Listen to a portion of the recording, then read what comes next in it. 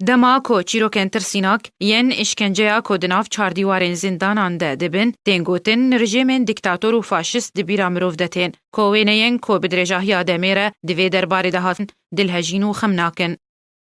Di jêrzemînên reşûtarî de mîna gorê, mirovên bi qelafet û hêz, birayên xwe di mirovatiyê de bi zincîran girê didin û bi ferman ji serkirdên xwe laşên wan yên tazî û westiyayî didin berdar û qamçiyan û ji wê yekê bihtir jî îşkenceya di binê zindanan de hunerek wê ya taybet heye ku ji aliyê mirovên nexweşên derûnî hatiye duristkirin ku karî bûn awayên cûr bi cûr ji îşkenceyê re bibînin.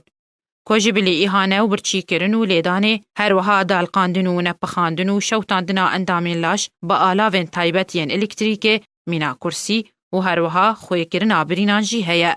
Serbarî hin awayên dî ku ew yek li gelek zindanên navdar li ser astê cîhanê mîna Ebu Ghreib li Iraqê û Sêdnaya li Sûriyê ji aliyê rejimên Be'sa Şûfînî li ser dejbirên siyasetên wan hatine bikar anîn ku ew yek bihtir li sergirtiyên siyasî tên encam dan ku ew yek dûr e ji prensîpên mafê mirovan û hemû sînorên jiyanê derbas dike.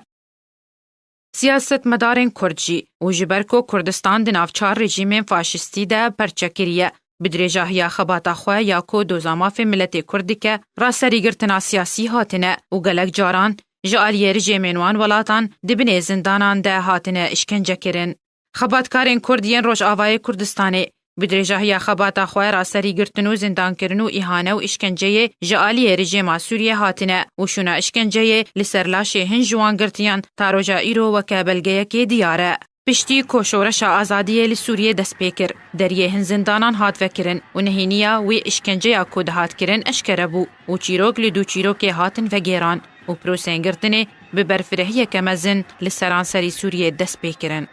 Li Rojavayê Kurdistanê jî şoreşa manûnemanê bi germî hat li darxistin û mirovên histûxwar dîwarê tirsê herrifandin û derketin kolanan û banga azadiyê kirin. Lê rejima Esed ya dîktator bi pîlaneke xerab karî bûn şoreşê ji kolanên Rojavayê Kurdistanê bidizin. Dema ku desthilata deverê radestî PYD baskê PKK li Sûriyê kirin û ew kirin destê xwe di nav milletê Kurd de li Sûriyê.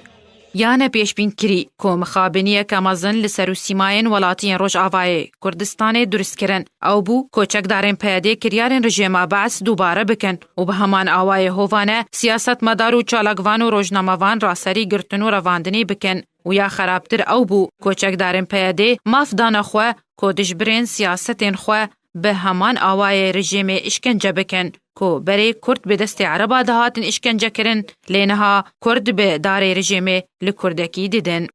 Prosên kuştina hino ya ku PYD di zindanên xwe de dike, nema jî millet ve tê veşartin. Lê prosa PYD jiya rejimê kûr û dûrtir e ku mirovên îşkencekirî pêş ku jiyana xwe ji dest bidin serbest têne berdan. Mîna Salah Yunus bavê kovan ji bajarê Amûdê ku ji ber rewşa xerabiya zindanên PYD û danûstandina xerab û îşkenceya derûnî û derengxistina dermankirinê raserî nexweşiya şêrpenceyê hat û piştî demeke Kurd ji serbestberdaneke merc kirî, bavê kovan jiyana xwe ji dest da. Çavê min gelekî êşiya, serê min gelekî êşiya,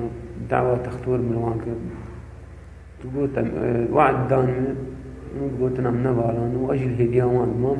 Her li bajarê Amûdê û piştî komkujiya ku PYD li bajarê Amûdê kir, çekdarên PYD xebatkar Mihemed Xêrêbengo girtin û ew kurêwî raserî îşkence û lêdanê kirin û li bav dan li pêş çavê kurêwî, her wiha li Kurdan li pêş çavê bavê wî. Bi awayekî hovane ku ji bilî îşkenceya laş ew îşkenceyeke derûnî bû û bi kurmancî ew yek kezeb şewtandin bû.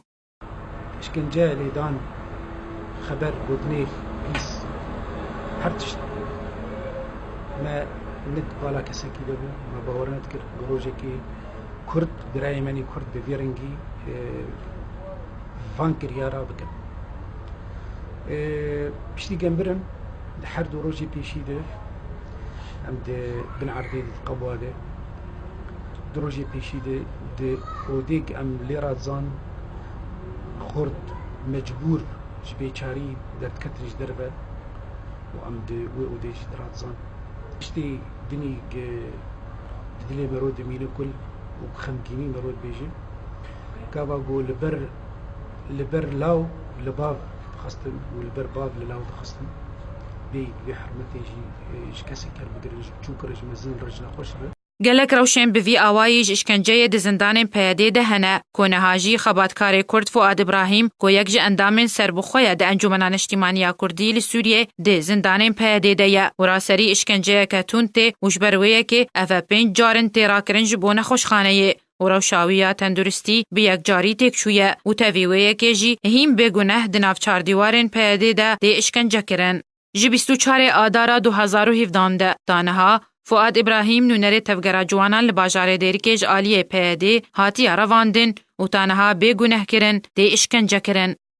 دیمقراطی او پیوا کو پیاده همو دزگهین خواه پی بناف دیکه هر او دورترین پرنسیب جه دستلات اویا فرض کری و دما او بحثا دستلاتین شوفینی دیکن دوی زندانن خواج خباتکارو مروین برومت والا بکن کو او دستلاتا کناوی امتا دیمقراطی لخودی که آنکونتوا دیمقراطی هر او گورستانا دیمقراطیه.